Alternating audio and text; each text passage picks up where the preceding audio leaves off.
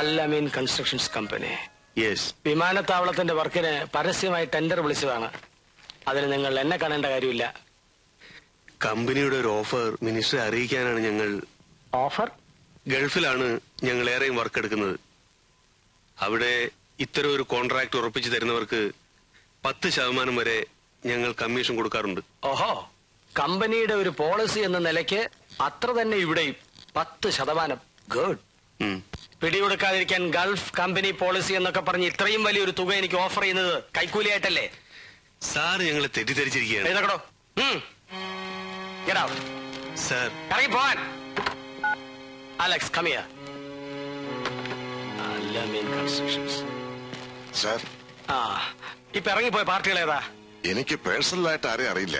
നിങ്ങൾക്ക് പരിചയമില്ല, പിന്നെ എന്തിനാ അവരെ ഇങ്ങോട്ട് കടത്തിവിട്ടത്? അടിയന്തരമായി സാറിനെ കാണണമെന്ന് പറഞ്ഞപ്പോ. യെസ്. എന്നിട്ട് എവിടെ?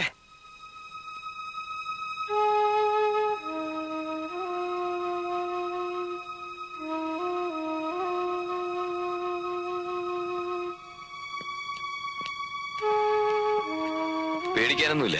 സമയത്തൂടെ എത്തിച്ചതുകൊണ്ട് രക്ഷപ്പെട്ടു. സ്ലീപ്പിംഗ് പിൽസ് ആയിരുന്നു. ബോഡി അല്പം വീക്കാണ്. കുറച്ചു ദിവസത്തെ റെസ്റ്റ് എടുക്കേണ്ടി വരും. അമ്മണി,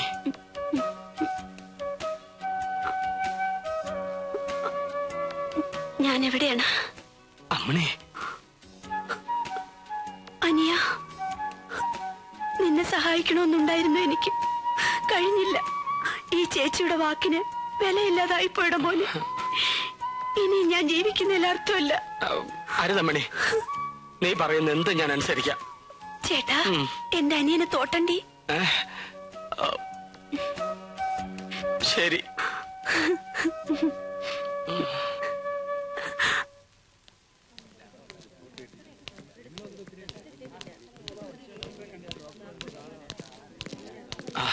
അമ്മ ഇപ്പോഴാണോ വരുന്നത്? അതേടാ, മരുമോൾ ആശുപത്രി കിടക്കുമ്പോ ഞാൻ അവിടെ ഇരുന്ന മറ്റുള്ളവരെന്ത് പറയുന്ന കരുതിയാ?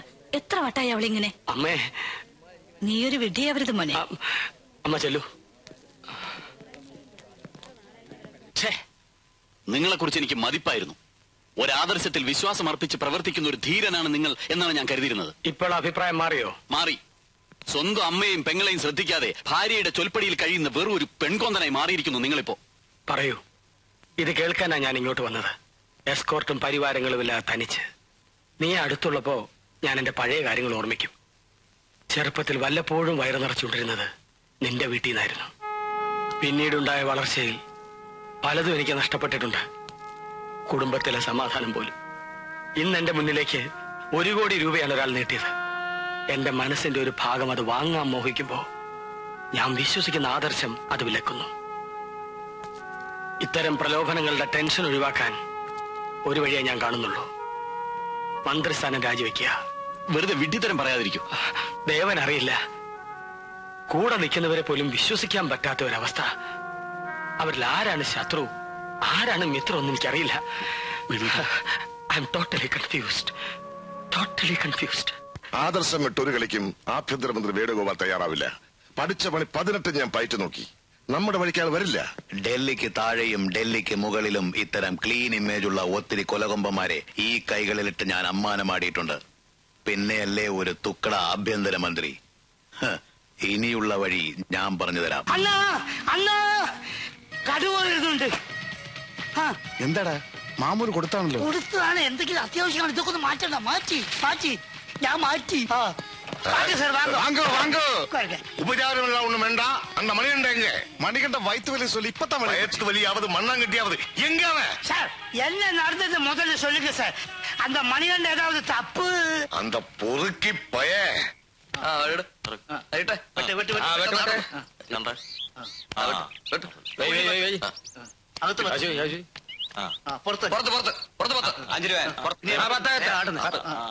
ഞാനും പുറത്ത്. അകത്ത്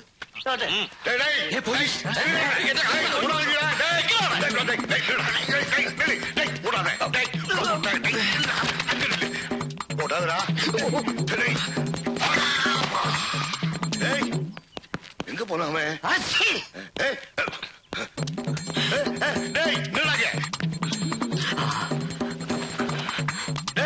வயசு ஓட வைக்கிறானே.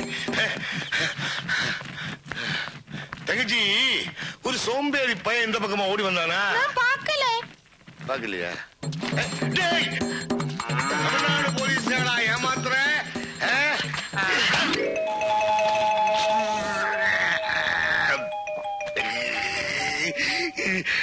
இந்த யூனிஃபார்மோட கௌரவத்தை பத்தி அவன் என்ன நினைச்சிருக்கிறான்? Sir கையெடுத்தாச்சு sir. இந்த வாட்டி அவனை மன்னிச்சிடுங்க சார். மன்னிப்பா கிடையவே கிடையாது. என்னைக்காவது ஒரு நாள் அவன் கையிலே மாட்டித்தான் தீரும். അതപ്പടി സാർ ഇത് തമിഴ്നാട് ഏരിയാണാലും இந்த இடம் கேரளா தானே, உங்களால் எப்படி அரெஸ்ட் பண்ண முடியும்? சட்டம் மட்டும் நீ என்கிட்ட பேச. ஏன்? அதுக்குத்தான் கேரளா போலீஸ்னால வெளியில நிப்பாட்டி இருக்கேன். சாரு, கேரளா போலீஸ்ல வெளியே நிப்பாட்டி இருக்க. அவன் அங்க நிக்கட்டும், நீங்க இங்க உட்காருங்க. உட்காருங்க உட்காருங்க சார். அண்ணன் சரி, இது வேண்டாம். சாரே சாரே சாப்பிடுங்க சாரே. குடிச்சோடி சாரே.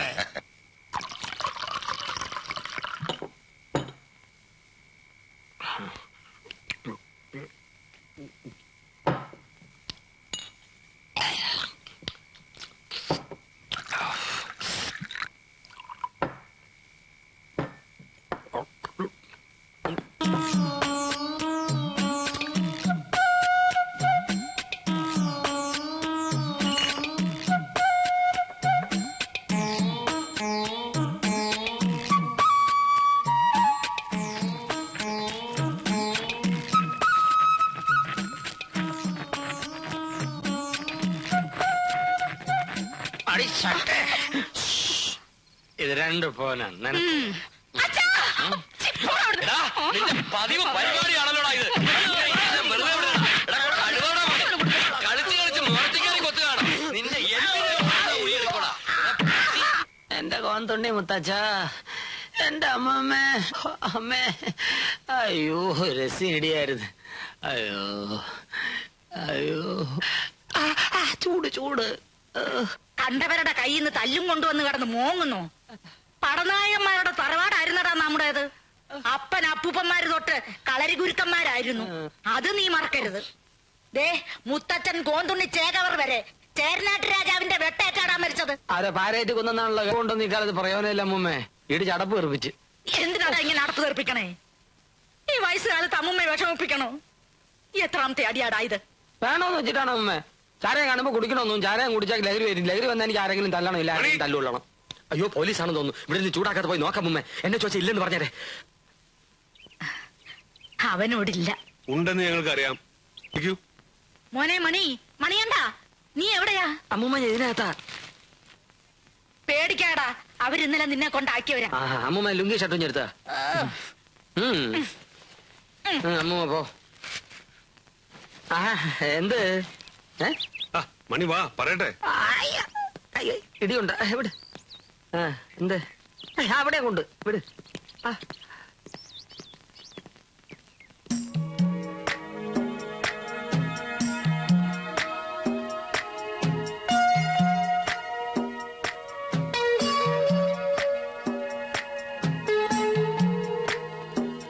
ഇടുക്കിയിലെ വനഭൂമി പതിച്ചു കൊടുത്ത രേഖകളിൽ ഇയാൾ കൃത്രിമം കാണിച്ചിട്ടുണ്ട് സർ, പലയിടത്തും. ഇല്ല സാർ, എനിക്കിതിലൊരു പങ്കുമില്ല. തെളിയിക്കുന്ന രേഖകൾ ഈ ഫയലിലുണ്ട് സർ. സ്പെഷ്യൽ തഹസിൽദാർ എന്ന നിലയ്ക്ക് ഇയാൾ ഒപ്പിട്ട ഡോക്യുമെന്റ്സ്. മിസ്റ്റർ നമ്പ്യാർക്ക് ഇനി വല്ലതും പറയാനുണ്ടോ? ചെറിയ പിഴവുകൾ വന്നു പോയിട്ടുണ്ട് സാർ, എന്നോട് ക്ഷമിക്കണം. കുറ്റം ചെയ്തവർ ശിക്ഷ ഏൽക്കേണ്ടി വരും. മിസ്റ്റർ മാധവൻ, ഈ ഫയലുകൾ വെച്ചോളൂ. അവിഹിതമായി ഭൂമി കൈവശം വെച്ചിരിക്കുന്നവരെ ഒഴിപ്പിക്കണം. കയ്യേറ്റക്കാർക്കെതിരെ നടപടി സ്വീകരിക്കണം. അതിനുവേണ്ടി എത്ര പോലീസ് ഫോഴ്സ് വേണമെങ്കിലും നിങ്ങൾക്ക് ഉപയോഗിക്കാം സാർ. ഇവിടെ മാധവൻ കാട്ടിനകത്ത് കയറിയാൽ നമ്മുടെ കഞ്ചാവ് കൃഷി മുഴുവൻ നഷ്ടപ്പെടും. അതിനേക്കാൾ വലിയ പ്രശ്നം, കള്ളറക്കാടുണ്ടാക്കി ഭൂമി കൈവശം വെച്ചവരെ പോലീസ് അറസ്റ്റ് ചെയ്യും. അവരെ ചോദ്യം ചെയ്താൽ എന്റെ പേരാവും പുറത്തു വരിക. ഞാൻ പലരോടും പണം വാങ്ങിയിട്ടുണ്ട്. റെക്കോർഡുകൾ മുഴുവൻ മാധവന്റെ കയ്യിലാ. പെട്ടെന്ന് വല്ലതും ചെയ്തേ പറ്റൂ.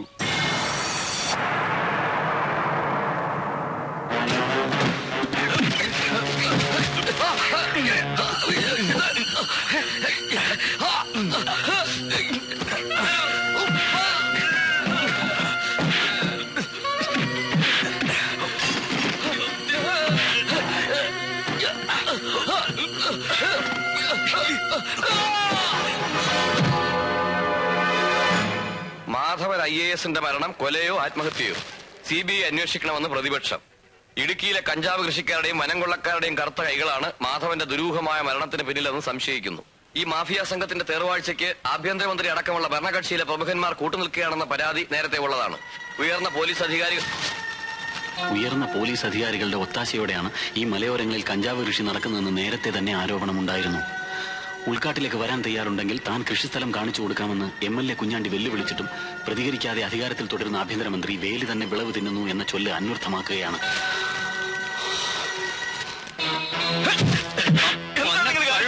എന്താ കാര്യം? നിനക്കറിയില്ലല്ലേ? എതിരായിട്ട് നീ എന്താ എഴുതിയത്? ഞാൻ MLA കുഞ്ഞാണ്ടിയുടെ ഒരു പ്രസ്താവന കോട്ട് ചെയ്തേ ഉള്ളൂ. അവന്റെ അമ്മയുടെ കുഞ്ഞാണ്ടി. എങ്കിൽ ഞാനും തരാം അവിടെ ഒരു പ്രസ്താവന. പ്രസിദ്ധീകരിക്കോ? പ്രസിദ്ധീകരിച്ചോ? എങ്കിൽ എഴുതടാ, MLA കുഞ്ഞാണ്ടി അവന്റെ അപ്പനും ചേർന്നാണ് മാധവനെ കൊന്നതെന്ന് എഴുതിക്കോളാം. എടാ, ഒരു കാര്യം നീ ഓർത്തോ, വേണുവെട്ടിനെതിരായിട്ടൊരു വാക്ക് നീ എഴുതിയാ നിന്റെ കൈ ഞാൻ വെട്ടും.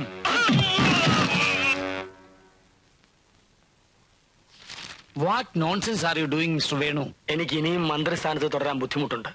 സാറ് ദയവ് ചെയ്ത് എന്റെ രാജി സ്വീകരിക്കണം. മാധവന്റെ മരണമാണോ കാരണം? അതിന്റെ പേരിൽ എന്നെ കുറിച്ചുണ്ടായ ആരോപണങ്ങളാണ്. പ്രതിപക്ഷം എന്നെയാണ് കുറ്റപ്പെടുത്തുന്നത്. പത്രങ്ങളിൽ വന്ന വാർത്ത സാറ് കണ്ടതല്ലേ? ഇടുക്കിയിലെ മാഫിയ സംഘങ്ങൾക്ക് വേണ്ടി അദ്ദേഹത്തെ ഞാനാണ് കൊല്ലിച്ചതെന്ന്. എടോ, ഈ പത്രക്കാര് പടച്ചുവിടുന്ന കള്ളക്കഥകൾ കേട്ട് താനിങ്ങനെ തുടങ്ങിയാലോ? കുഞ്ഞാണ്ടി അസംബ്ലിയിൽ വിളിച്ചു പറഞ്ഞ കാര്യങ്ങളാണ് എന്നെ കൂടുതൽ വേദനിപ്പിക്കുന്നത്. എന്റെ സഹായത്തോടെയാണ് കഞ്ചാവ് കൃഷി നടക്കുന്നതെന്നും കാട്ടിലേക്ക് വന്നാൽ കാണിച്ചു തരാമെന്നും ആ മനുഷ്യൻ പറഞ്ഞത് സാറും കേട്ടതല്ലേ? വേണു, പൊതുജന സേവനത്തിന് ഇറങ്ങുമ്പോ ഇതിൽ കൂടുതൽ കേൾക്കേണ്ടി വരും. എന്റെ കുടുംബത്തെ തന്നെ പറഞ്ഞില്ലേ? സാർ, മാധവൻ നിങ്ങളുടെ അടുത്ത സുഹൃത്തായിരുന്നു എന്ന് എനിക്കറിയാം. അയാൾ കൊല്ലപ്പെട്ടതാണെങ്കിൽ യഥാർത്ഥ കുറ്റവാളികളെ കണ്ടെത്താനുള്ള ധാർമ്മികമായ ഉത്തരവാദിത്തം നിങ്ങൾക്കില്ലേ? അതിലുപരിയായി വിദേശത്ത് നിന്നും പണം പിരിച്ച തനിക്ക് ആ വിമാനത്താവളത്തിന്റെ നിർമ്മാണത്തിൽ നിന്ന് ഒഴിഞ്ഞു നിൽക്കാൻ ഒക്കുവോ? No, I will never accept your resignation. സാറെങ്കിൽ പൊതുജനങ്ങളുടെ മുമ്പിൽ എന്റെ നിരപരാധിത്വം തെളിയിക്കാൻ എനിക്കൊരു സന്ദർഭം തരണം. What you mean? ദയവ് ചെയ്ത് എന്നെ തടയരുത്. ഇന്നേ വരെ ഞാൻ നയിച്ച പരിശുദ്ധമായ പൊതുജന സേവനത്തിൽ പുരണ്ട ഈ കളങ്കം കഴുകിക്കളയാൻ എന്നെ അനുവദിക്കണം. കുഞ്ഞാണ്ടിയുടെ വെല്ലുവിളി ഞാൻ സ്വീകരിക്കുകയാണ്.